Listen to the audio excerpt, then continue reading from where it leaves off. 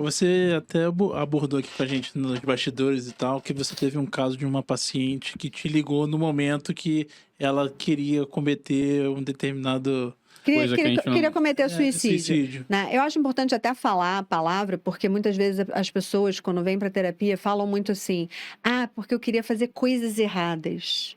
Ah, porque eu tive pensamentos Muitos intrusivos, negativos, pensamentos ruins e tal. E eu viro e falo assim: o que que foi? Você pensou em se matar? Tem Foi nome. isso?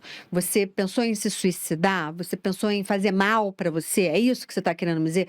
Porque, como eu falei no nosso outro encontro, o que não é falado, eu não posso interpretar pelo paciente. Eu só consigo trabalhar com o que o paciente me fala. Se ele não verbalizar para mim, É porque eu não ele estou tá, na ele tá posição. deixando algo genérico, né? Exato. Eu não estou na posição de fazer interpretações. No minuto em que ele me dá o material completo, aí sim eu posso tratar daquilo com alguma interpretação dos meus conhecimentos. Mas se ele não falar, não sou eu que vou colocar as palavras na boca dele. Então, muitas vezes, o que é ruim hoje em dia da sociedade é isso: é tentar amenizar, é tentar falar de uma maneira mais bonita, menos agressiva, às vezes até o que eu estou pensando, para poder me poupar, para poder fingir que está tudo bem ou que minimamente vai estar bem, porque eu não falei. É ser amigável, pode ser assim? Pode ser assim. É um eufemismo, uma maneira de tentar, às vezes, meio que não tocar ali, não Passar um tocar naquela. pano. Porque às vezes o falar, eu pensei em me suicidar, eu pensei em me matar, eu acho que já fere a própria pessoa, dela assumir para ela que ela pensou algo tão forte, que ela pensou em acabar com a existência dela, com a vida dela, seja da forma que for, como é que ela pensou em fazer isso, e ela assumir verbalmente para uma outra pessoa é muito pesado. Muito. Então, às vezes, ela tenta amenizar, só que na terapia eu não posso deixar que ela amenize. Eu preciso que ela sinta. Eu vou dar 2 exemplos. Eu vou contar o exemplo que você comentou e vou contar um outro. Você prefere expor ela, né? Aquela situação. Então, no caso, você tá forçando ela a dizer para ela se sentir um pouco... O que eu tô fazendo? Mais ou menos isso. Não é nem o que eu tô fazendo. Não sei se forçando, o principal, ela se conscientizar do que ela tá me dizendo, não para mim. Ela se conscientizar para ela, por ela. Para ao se ouvir, a minha questão ali está em fazer ela se ouvir e ela repensar o que ela própria está me dizendo. Entendi. Porque muitas vezes é importante a gente levar em consideração aqui, falando de saúde mental, que se eu não escuto, tá tranquilo, só tá dentro da minha cabeça, ninguém tá sabendo. Agora, se eu falo alto o suficiente para o outro me ouvir e para eu própria me ouvir, pode ser que aí eu tenha que repensar o que eu tô falando por aí. Porque pode ser que seja muito agressivo. E que não seja isso que eu realmente queira. Porque na minha cabeça estava até romântico. Estava até interessante porque era uma maneira de sanar com a minha dor. Era uma maneira de eu não sofrer mais. Era uma maneira de eu evitar algum tipo de frustração, de sofrimento que eu esteja tendo. Agora, no minuto que eu falo e que o outro me ouve, eu não tenho mais como dizer, não, isso aí é inversão, eu não falei isso. Não, falei. Você ouviu, eu falei. Então, é uma maneira, às vezes, até da pessoa não ter tanto sofrimento, mas é importante que ela repense, é importante que ela reflita se realmente aquele preço que é tão alto vai valer a pena. Muitas pessoas, às vezes, falam para mim, por saberem que eu trato muito de pacientes com ansiedade e suicídio, né? E por eu ter a especialização na área, que assim, deve ser muito difícil, né? Porque, você ouve um monte de coisa ruim o dia inteiro e tal, não sei o quê. Eu falei assim, não é diferente dos outros. A única diferença é o seguinte, muita gente acha que o suicida é uma pessoa fraca.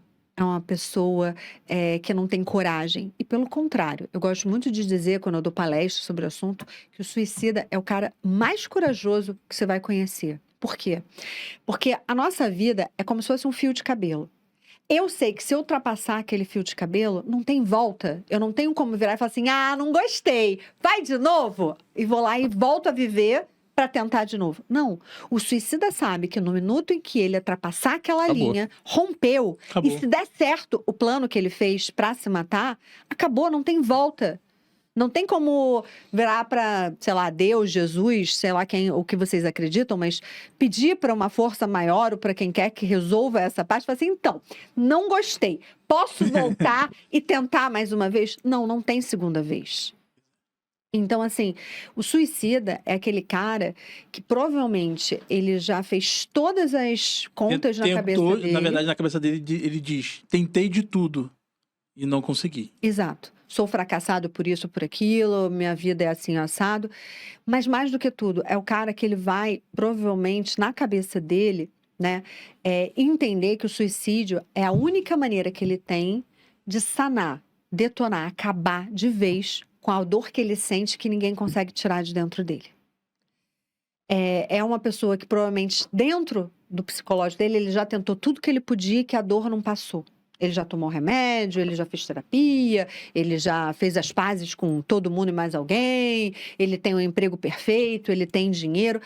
Se vocês repararem, assim, do que a gente sabe das pessoas famosas, cara, Whitney Houston, Robin Williams, Amy Winehouse, toda essa galera que inclusive tentou mais de uma vez suicídio e tentou se tratar, eles tinham noção que na hora que desse certo, não teria volta. Então é importante a gente falar sobre isso para as pessoas se conscientizarem que é uma coisa muito delicada. Aquele filme, eu acho muito legal a maneira que foi representada no Nasce uma Estrela, da Lady Gaga, que o Bradley Cooper faz o marido dela, né, e tal, e que ele é um viciado, fez o tratamento e tudo mais. Ele volta a conviver com ela, né, e tal, no final do filme, e mostra uma parte que eu acho muito delicada. É uma pessoa que ainda tem problemas com relação a álcool, a drogas, porque ele foi usuário durante muito tempo, está tentando voltar ao convívio em sociedade, né, e tal. E aí, naquele momento que ele volta, o que acontece? O empresário dela, por conta de ter medo dele manchar a carreira da atriz, começa a falar coisas tóxicas para uma pessoa que está extremamente frágil, extremamente indefesa ainda ali, estava numa reabilitação, de provavelmente ainda ter que fazer parte de grupos de terapia para poder voltar a se acostumar com aquela ideia. A mulher dele, né, no caso a Lady Gaga, ela convida ele para o show dela para refazer, para ele ter uma reestreia, mas de mão dada com ela no palco, sem o medo dele estar sozinho, de voltar tudo aquilo e tudo mais. E o cara vai lá e joga a semente, ele está indefeso psicologicamente, adere àquela ideia e comete o suicídio, né? Vocês veem que ele faz de tudo. Aquilo é exatamente como funciona o pensamento suicida. Ele faz questão de todo mundo que está em volta não fazer ideia de que ele vai fazer. Ele mantém a calma. O suicida, ele não vai te ligar e te deixar uma carta. Olha, morri porque eu vou. Ele não vai fazer aviso prévio, um show-off do atentado. Ele vai literalmente fazer algo para poder impactar na hora que for necessário. Para aquilo que está ali acontecendo ser alguma coisa que foi pega de surpresa e que as pessoas que estão ao redor só vão descobrir depois que ele já conseguiu. Isso é o mais difícil. Então, quando o suicida ainda tenta, que foi a história que eu contei aqui nos bastidores para vocês, da minha paciente, é exatamente isso. Se tentou algum tipo de contato, foi porque quis, de alguma forma, pedir um último suspiro de, pelo amor de Deus, socorro e tudo mais. E aí é nisso que o psicólogo, na hora que está trabalhando, ele tem que se agarrar para não perder o paciente. Nesse caso, dessa história, a minha paciente já vinha com alguns pensamentos suicidas, eu já vinha trabalhando com ela há algum tempo. Houve alguma coisa naquela data em específico que deve ter mexido com ela a ponto dela voltar a cogitar ter essa ideia, esse pensamento, e que ela me liga na hora, eu estava num outro atendimento, parei o outro atendimento para atendê-la, aí me tranquei no banheiro do consultório para poder ter liberdade de falar com ela, e é quando ela me comunica que ela estava prestes a se jogar ali na frente do trem na Central do Brasil. E que aí eu tive que usar uma técnica de imediato, que é uma técnica da terapia cognitiva comportamental e tal, exatamente para dar o choque nela que eu precisava, porque ela não estava mais me escutando. A ideia estava tão fixa na cabeça dela que ela não me escutava mais. Então, eu dei usei a técnica, atuei ali pontualmente, foi a hora que ela dá o susto. Como assim? Aí eu virar, agora você tá me ouvindo, agora a gente pode conversar. Agora a gente pode começar a tratar. Aí eu acalmei ela. Até o meu tom de voz, no momento de dar o choque, foi em seguida, eu mudo meu tom de voz por completo, de propósito. Exatamente, porque naquela hora eu precisava da atenção dela. Consegui? Tá, agora é a segunda parte. Agora eu preciso acalmar ela, relaxar ela e tal, para poder ela fazer toda a técnica até o final para ela conseguir sair da crise. Saiu da crise? Aí são outras coisas que é correr contra o tempo. Enquanto eu tô aqui falando com ela, eu estava no meu outro telefone, ligando para o marido dela, avisando que ela estava em ligação comigo, pedindo para, pelo amor de Deus, ele saísse de onde ele estivesse e que ele pegasse um táxi e fosse encontrar-la com ela. Caso ele não conseguisse, que eu, como psicóloga, estaria dando um tempo no consultório ali, ia descer, pegar eu própria um táxi e ir ao encontro dela, porque ela não poderia ficar sozinha. Então, assim, são técnicas, são coisas que são frações de minutos. Só que você tem que estar muito imbuído e você saber, você dominar a técnica. Saber o que você vai fazer, como você vai fazer. Muito grande. Exatamente. E fora isso, uma técnica, não é só a técnica que conta. É o quanto eu sei que o meu paciente vai aderir à técnica. Então, como eu já estava já há um tempo com ela, já estava há um ano e pouquinho com ela, eu já sabia qual técnica funcionaria se houvesse o problema, ou qual técnica eu iria correr o risco de não funcionar. Então, eu tinha que ir pela técnica que me garantisse mais possibilidade de resultado dela me ouvir, dela parar. Uma técnica de impacto, né? Exato. É exatamente isso. É uma técnica que dá um trancão na pessoa, a pessoa fica meio perdida, porque imagina que naquele momento ela está muito na onda ali, vidrada no pensamento que ela está tendo, de que vou me matar, vou me jogar, vou largar aqui, vou fazer isso, não sei o quê. Ela não está pensando muito. E se ela não me permitir falar e entrar no pensamento dela naquele momento, eu perco.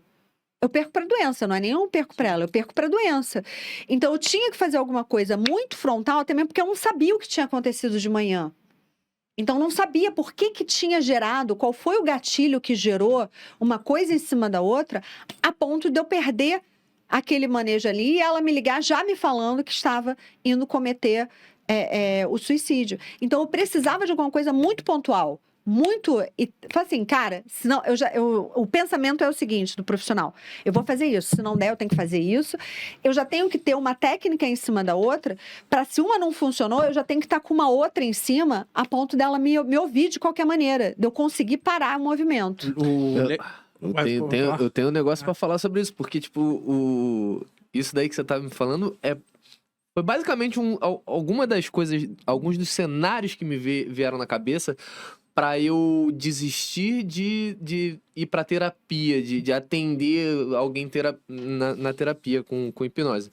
Porque na hipnose tem uma coisa que é chamada de aberração. Que a pessoa tá em transe. Você botou a pessoa em transe, você tá lá dando sugestão, então não sei o quê, e de repente algo pode acontecer. Sim. E a pessoa entra em um caos dentro da cabeça dela. Sim. E aí ela pode ter imaginado alguma cena e tá revivendo essa cena, ou quer dizer, né, vivendo uma cena que ela imaginou, pode estar revivendo alguma cena que tem de memória da cabeça dela e etc. E você tá ali com uma pessoa que tá, sabe, num caos extremo, e que se você não tem ferramenta pra poder cuidar disso daí, você deixa a pessoa muito mal. E às vezes e aconteceram essas aberrações em duas situações que eu tava só cuidando de uma fobia. Eu tava cuidando ali de um negocinho e de repente, pum, estourei, mexi em um ponto que era muito sensível. E não era pra tá ali. E aí eu me senti exposto de tipo assim, caraca, e agora o que eu faço com essa pessoa? Eu consegui voltar e tudo bem. Nossa, mas é uma responsabilidade muito grande. É uma responsabilidade muito grande. Então eu decidi sair exatamente por causa disso. Porque essa situação, quando você me fala, eu acredito. Por conta da hipnose, toda vez que eu vejo uma pessoa em surto, eu vejo a pessoa em transe. Perfeito. né? Pra mim, ela tá naquele pensamento, se retroalimentando daqueles Sim. pensamentos, Sim. e você tem que ter algum tipo de maneira pra poder trazer ela De volta. de volta, né? O que eu achei mais legal dessa história foi o teu pensamento muito rápido. Tu pensou muito rápido pra poder agir ali naquele momento.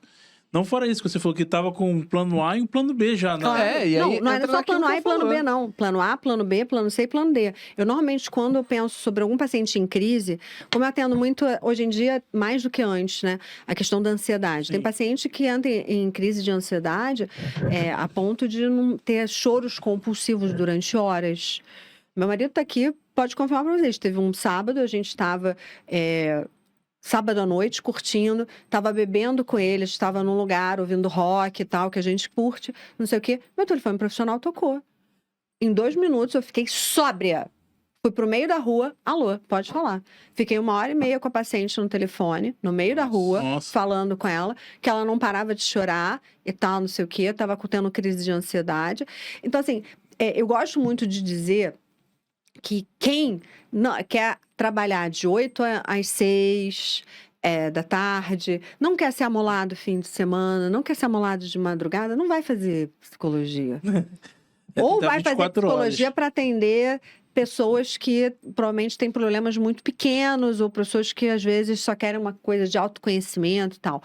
Psicologia a sério é você lidar com um paciente em crise de ansiedade.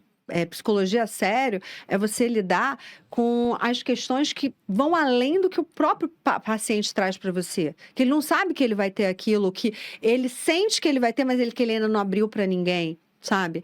É que existem casos e casos, né? Cada pessoa é um caso, mas você, como profissional, não estar disponível, como eu já vi casos de paciente procurar o psicólogo na hora da crise, no meio da madrugada, e o psicólogo não atender porque não está no horário do consultório, eu já ouvi pacientes falarem isso. Ai, que bom, que eu sei que eu posso contar com você qualquer hora do dia ou da noite. Eu falei, pode e deve. Porque a consulta é aquilo que a gente vai conseguir controlar durante a semana. Só que a sua crise, curiosamente, não vai vir no horário da consulta nem no dia da consulta. Ela vai vir em qualquer outro dia, qualquer outro horário. Nossa, E se você não tiver certeza dentro de você que na hora que a crise vier, eu vou estar lá disponível para te atender, então tem algo de errado. Porque aí não tem por que você estar fazendo terapia. Eu tenho que estar lá na hora, durante a semana, certinho, para a gente tratar aquilo que é possível, aquilo que eu consigo controlar. Mas eu tenho que estar lá também na hora que a crise vem e que me pega desprevenida e que eu não sei para onde correr e que eu preciso desabafar, eu preciso botar para fora porque não estou aguentando dentro de mim. E que eu sei que eu vou ligar para você e você vai me atender. Já atendi paciente na meia-noite do Réveillon, 5 minutos para dar a meia-noite de Natal, as pessoas me cumprimentando na casa da minha mãe. Feliz Natal, Feliz Natal, assim, continua falando.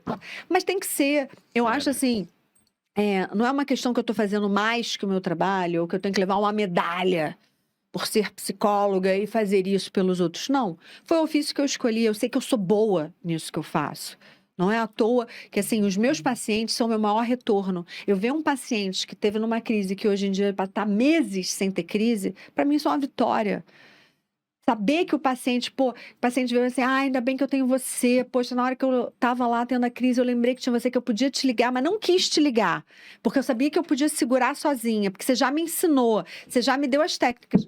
Cara, é tão bom ouvir isso do paciente. Não, isso é excelente, né? Porque você tá tendo um feedback do seu trabalho. Exatamente. Então, assim, eu não fico muito preocupada quando o paciente, minimamente, ele tá sob controle, ele sabe que ele pode contar comigo. Porque na hora que precisar, eu sei que ele vai ser o primeiro a levantar a bandeirinha. Já me fizeram perguntas tipo assim, mas eu não tenho medo do paciente sempre te ligar de madrugada, no meio da noite, no final de semana. Eu falei, não, porque eu tenho noção que os meus pacientes só vão me procurar se eles realmente tiverem ruins, que eles não vão me incomodar por uma besteira, por uma coisa. Eles vão tentar, inclusive, evitar de me ligar para poder se utilizar dessa ferramenta na hora certa, na hora que não estiver no nível do insuportável, sabe? Tu já sabe que ele tá te ligando ali, é sinal que chegou num limite para ele muito grande. Exatamente. Então não tem por que eu não atender.